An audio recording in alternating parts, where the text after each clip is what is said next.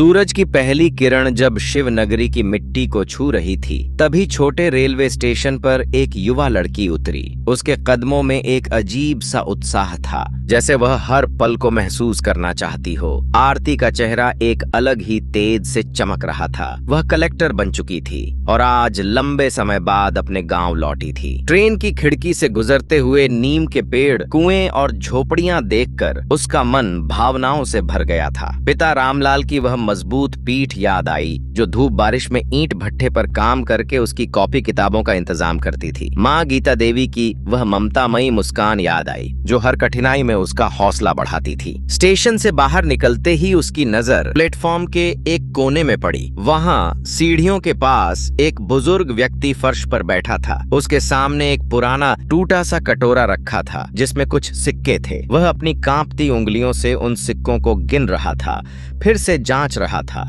मानो उनके बिना उसकी दुनिया अधूरी हो। उसके कपड़े मैले, बाल बिखरे और चेहरे पर जीवन की थकान के गहरे निशान थे। आरती पहले तो आगे बढ़ गई। उसका दिल पिता से मिलने के लिए बेताब था, पर कुछ कदम चलने के बाद उसके पैर रुक गए। उस बुजुर्ग की पीठ की मुद्रा, सिर झुकाने का ढंग, कुछ ऐसा था जो बार बार उसे अपनी ओर खींच रहा था। वह धीरे धीरे वापस मुड़ी और करीब जाकर देखा, और फिर पल भर को लगा जैसे समय थम सा गया हो। सांसें रुक गईं। सामने बैठा वह भिखारी उसका अपना पिता था। बाबूजी? आरती की आवाज एकदम धीमी और अस्थिर हो गई, जैसे वह खुद अपने कानों पर विश्वास नहीं कर पा रही हो। आप यहाँ इस हाल में? उस धूल धूसरित चेहरे पर, थकी हुई आंखों में पहले तो कोई भाव नहीं था, फिर धीरे धीरे पहचान की एक किरण जली, जो तेज होती गई और आंसुओं की चमक में बदल गई। उसके बिखरे होठों से नाम फूटा, आरती, मेरी बिटिया। वह कोई और नहीं, उसके पिता रामलाल थे। वही रामलाल जो एक जमाने में शिव नगरी के ईंट भट्ठे की शान हुआ करते थे,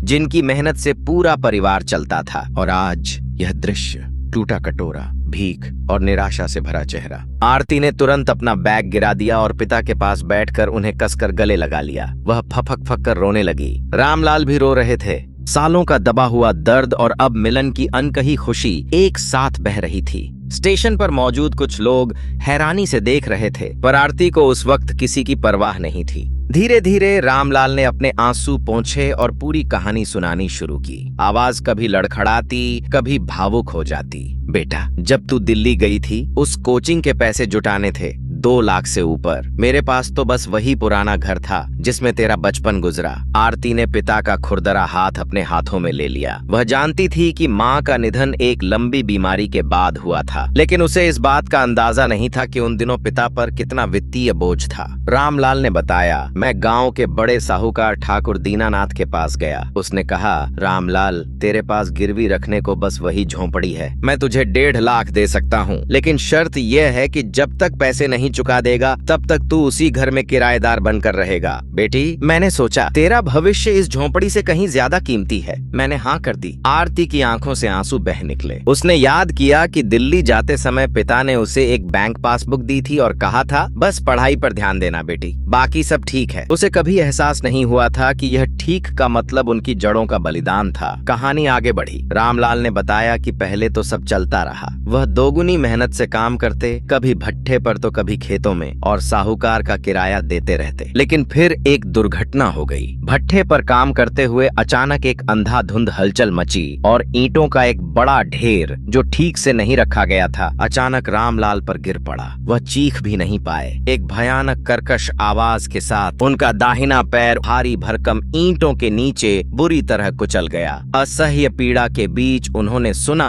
हड्डी के टूटने की आवाज। उनको तुरंत अस्पताल ले जाया गया, जहां डॉक्टर ने सिर हिलाते हुए पुष्टि की, पैर में एकाधिक फ्रैक्चर, लंबे समय तक चलने फिरने में असमर्थता। महीनों तक वह बिस्तर पर पड़े रहे। काम बंद, आमदनी बंद, और धीरे धीरे आशा भी क्षीण होती गई। किराया जमा नहीं हो पाया बिटिया। रामलाल की आवाज कांप रही थी, जैसे उन यादों का बोझ अब भी उन्हें दबा रहा हो। 6 महीने बीत गए। चोट ठीक होने का नाम नहीं ले रही थी। तब एक दिन ठाकुर दीनानाथ स्वयं आ धमका। उसकी आंखों में कोई दया नहीं, सिर्फ नफरत और अधीरता थी। उसने दहलीज पर खड़े होकर गरजते हुए कहा, रामलाल, अब बहानेबाजी बंद कर। या तो मेरे पैसे वापस कर या फिर इस घर से निकल। तेरे रोने धोने से मेरा कुछ नहीं बिगड़ता। मैंने अपनी टूटी टांगों के सहारे उठने की कोशिश की, उसके पैर पकड़े, वादे किए कि जैसे ही ठीक होऊंगा सब कुछ लौटा दूंगा, पर उसने एक न सुनी। उसने अपने 2 आदमियों को इशारा किया और उन्होंने मेरे थोड़े से सामान, एक पुराना तकिया, माँ की याद की हुई एक तस्वीर, कुछ बर्तन बाहर फेंक दिए।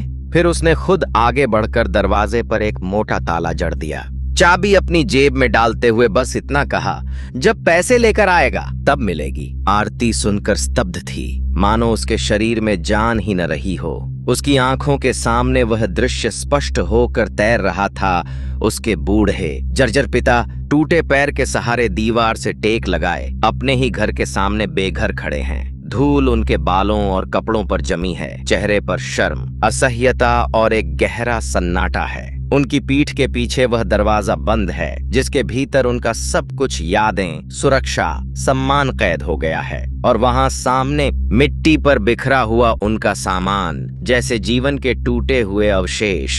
यह तस्वीर आरती के दिल में एक गहरे घाव की तरह उतर गई, जो शायद कभी पूरी तरह भरेगा ही नहीं। फिर कहाँ गए बाबूजी? कैसे रहे? क्या किया आपने? आरती ने पूछा। उसकी आवाज में पीड़ा और क्रोध दोनों घुल गए थे।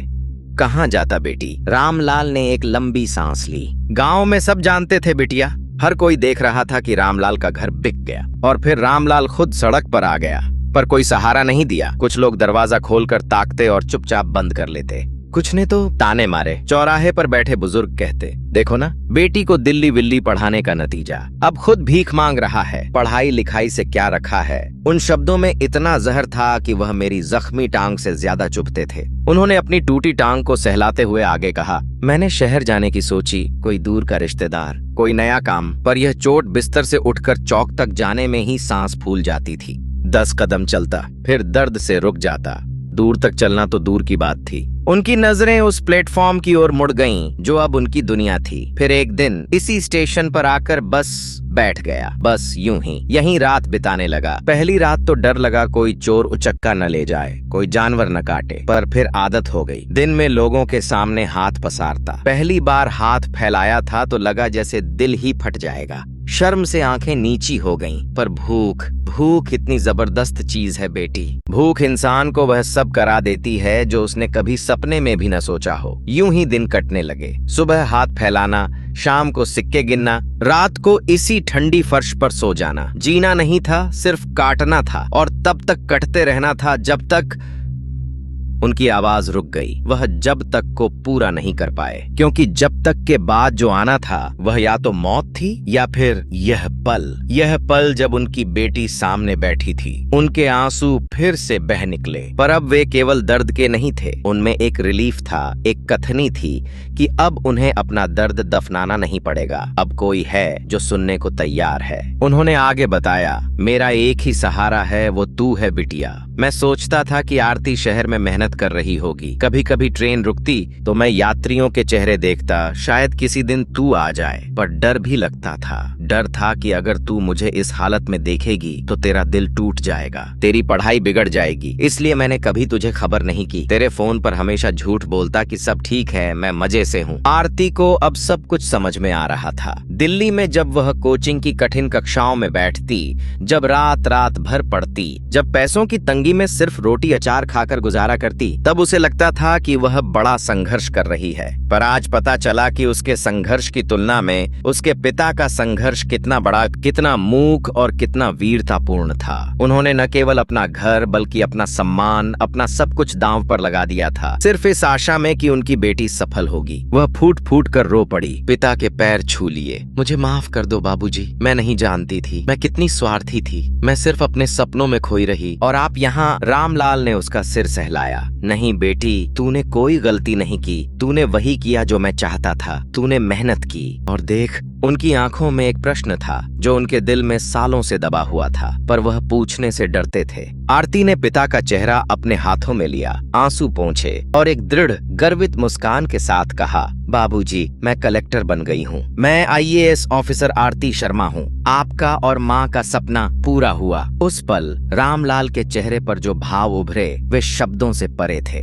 सालों के दर्द, अपमान, भूख और निराशा के बाद उन आंखों में एक ऐसी चमक फूट पड़ी जैसे उनके जीवन का एकमात्र उद्देश्य साकार हो गया हो। आंसू फिर से बह निकले, पर इस बार वे खुशी के आंसू थे, दुहक और गर्व का एक अद्भुत मिश्रण। उन्होंने अपनी बेटी को कसकर गले लगा लिया और बार बार कहा, बहुत अच्छा मेरी लाडली, बहुत अच्छा, तूने कर दिखाया। तेरी माँ आज स्वर्ग से तुझे आशीर्वाद दे रही होगी। उस दिन आरती ने तुरंत कार्रवाई की। वह पिता को लेकर सीधे उसी घर पहुंची जो कभी उनका अपना था। ठाकुर दीनानाथ हैरान रह गया जब उसने देखा कि वही लड़की जिसके पिता को उसने बेघर किया था अब एक गर्वित कलेक्टर के रूप में उसके सामने खड़ी है। आरती ने कोई भावुक अपील नहीं की। उसने स्पष्ट दृढ़ स्वर में कहा, ठाकुर साहब, यह घर मेरे पिता का था, मैं इसे वापस खरीदना चाहती हूँ, आपकी कीमत बताइए। दीनानाथ घबरा गया। एक आईएएस अधिकारी का कोप भयानक हो सकता था। उसने घबराते हुए कहा,